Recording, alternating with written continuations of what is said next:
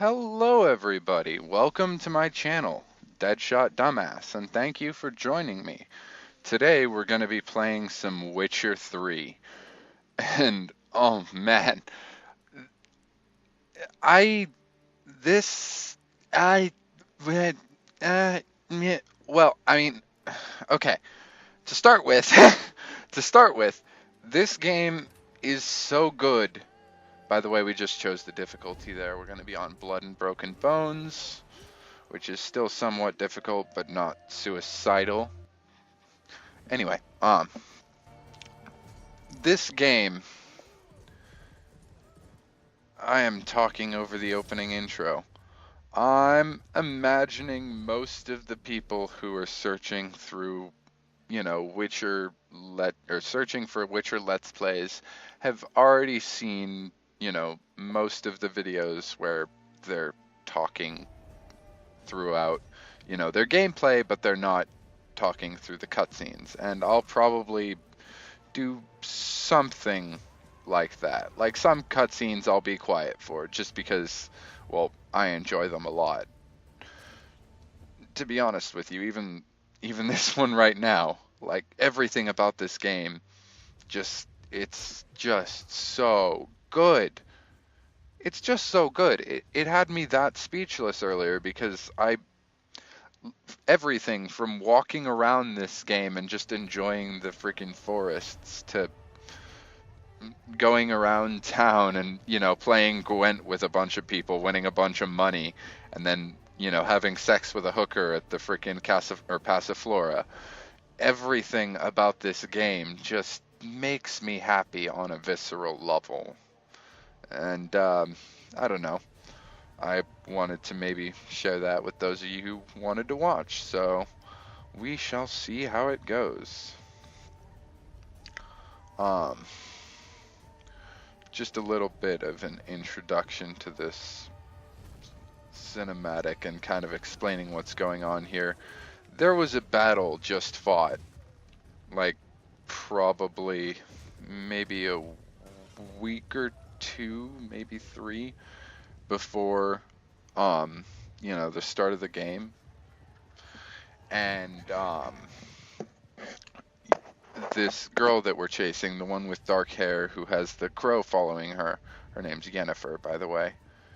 Um, she was in the battle because she's actually riding for someplace, and we're actually now following the traces of the battle, the army's march and, their path to the battle, because Yennefer actually crossed paths with one of the armies before they clashed, and then as they were clashing, that's what the cinematic was there, which I think was pretty cool. But man,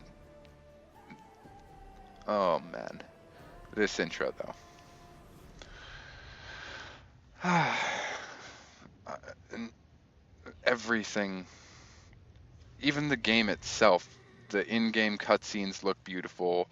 The game itself looks beautiful. The environments look beautiful. Just a lot of this is going to be me ranting and rambling about how pretty and amazing looking everything is, except for Geralt's hair textures there on the top of his head. I don't know what was going on, but should get that looked at. But anyway, um, oh, now we're in the dream sequence. So, with this upcoming sequence, am I the only one who, the first time they played this, you know, watching this bit, I don't know. I can't be the only one there who literally felt their nuts just twinge a bit when he jumped. Right here, just, I mean, I don't know if it's the rest of you, but I just get this weird, yeah, right there, tingling sensation that's like not at all pleasant. I don't know. I don't know what that crab was doing down there or whatever the fuck that thing is. By the way, this is not going to be um, a PG video, most likely. But anyway, um,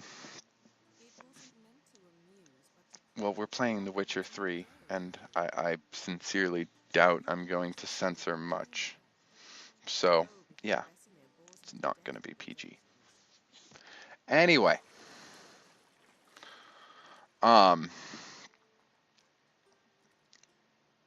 dear God, man, look at. I mean, I know we've all seen it, and I don't know. This game just, it makes me happy. Um, what was I going to talk about? Oh yeah, I was going to talk about what kind of character we are actually going to be playing, or what kind of Geralt, I guess, because we can only ever be one actual character. So, I always viewed myself as kind of a romantic and kind of a nympho. So I'm likely going to be playing that kind of Geralt. Um, just as a baseline, just so y'all know. I said earlier we will be visiting the Passiflora quite a few times. Um, yeah, and as for interactions with other characters, um, well, I mean, I wanted to leave a certain amount of that up to the people watching. You know, if anybody is interested, wants to leave a comment, let me know uh, how they want me to act towards certain people, um, certain paths they want me to take. Although, just gonna say this now, I am getting with Triss this run. It is happening. I do not care what anyone says. Oh, I'm gonna. Oh, hi Siri. Yeah, we're about to meet Siri. Um, she's probably like the most important, most important, most important, most important character in the game. Um, she like her powers aren't really as well explored in the game as they could have, but then again, it's kind of hard to explore that level of power and not make an entire game based on it, if you know what I'm saying. Because I know I'm not the only one who wanted a Ciri DLC or Ciri expansion. Like I can't be. Playing as her was just too fun, and I get that it was meant to be. But on that note, I am also of the opinion that Ciri should do what she wants, and so I'm locking this interaction now. I'm not sending her off to Nilfgaard. I did it once, and it made my heart break in ways that I'm not actually fully comfortable with yet. So it's not happening again. You know, I'll take your advice on a lot of things, but oh hell nah. Shutting up for a moment. I like this cutscene. Now I see why you were so eager to practice. Strike. Love that. The second Geralt shows up, starts losing her balance. And then this, I don't know what anyone in this position is thinking. I mean, that was well done, and I said she's the most important character, but dear God, that was stupid. That was just bad. Um, hmm. What else was I gonna say? Well, I really like Ciri as a character, though. I like that flip too, but she's she's just a very strong character, and more than that, she's a likable one. Like if I met Cirilla, Fiona, Ella, Glennon, Rhiannon the third, I don't know. I could be butchering that. I was just trying to demonstrate that I am a Witcher nerd. I could once again be butchering that. Someone's probably gonna let me know in the comments. But anyway, if I met Ciri in real life, I would Who wouldn't follow that? I mean, hell, she's just, Exactly. even as a kid, she was charming as hell and super awesome. And Practice with the others down below. waxing on too much about Siri, but from what I'm saying, you can pretty much tell how I'm going to be treating her, and I am going to try and go through all of the. So, I mean, I'm going to try and, do as close to 100% as I can for you guys. But I, minus obviously sending her off to the to Nilfgaard, but I plan on being the you know adult Witcher to her baby Witcher to her then better Witcher than me. um, I'm very sorry, Uncle Vesemir. Young blood craves action, I understand that. that was another thing I wanted to talk about, the lore for this game. I'm probably going to be waxing You want to be able on about that as well, just because, By markings, like I well, did with some of the it is Violet really Fairy. interesting and you can like suck your And head. by the sickly I mean, quietness of its visage. I don't know if any of my audience has read the actual books that were produced by Andrew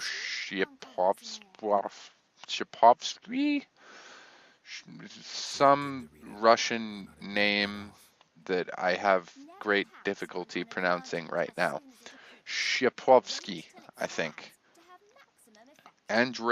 Andreev Shipov. Ah, I don't know, man. quick, But but mischievous. the the books themselves, A, they're really well written, Geralt, you're with me. and Lambert, B, Eskel, Ciri with a dump. the stories Ciri gets up to as a Witcher in those books, you have to choose the Witcher route for her. You just have to. It's the only way to be true to the books. She does not make a good empress. Nobody wants to see a sad Ciri.